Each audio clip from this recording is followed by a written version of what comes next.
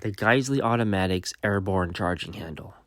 So the Airborne Charging Handle, ACH, was developed at the request of an elite organization, famous for its expertise at aerial insertion. The organization requested a lower profile lever designed to reduce the chances of snagging. The ACH's lower profile design is especially ideal for rifles where the primary sighting system is a red dot or similar low profile optic system.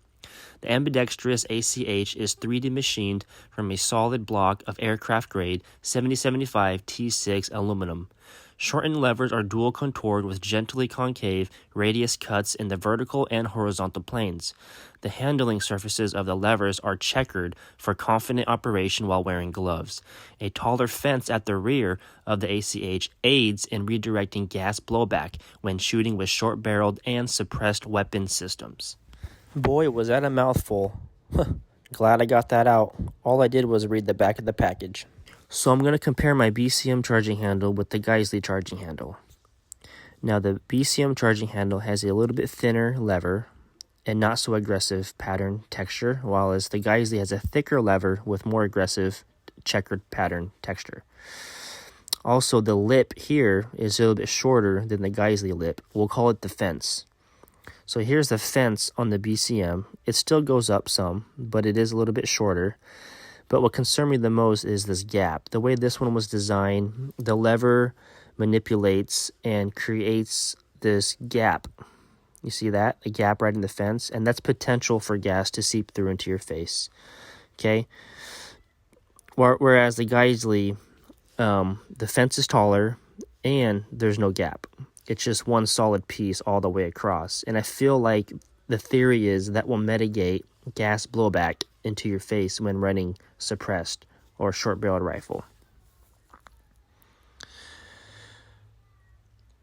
Now here's a look from the top view with the BCM. You can see where the rail meets up with the back of the fence of the charging handle. There's a gap there. Whereas the Geissele, there isn't much of a gap where the rail meets the back of that fence. It sits up to it a lot more flush. It's like seated right up against that rail. Here's a back view. You can see where the BCM charging handle fence is actually sitting lower than the back of the rail. That rail is actually sitting up higher than that fence. And when you manipulate it, you can see there's a noticeable gap right there where gas can potentially leak through. The Geissele is the opposite. There is no gap there where the fence is, and it's actually sticking above, protruding above the rail.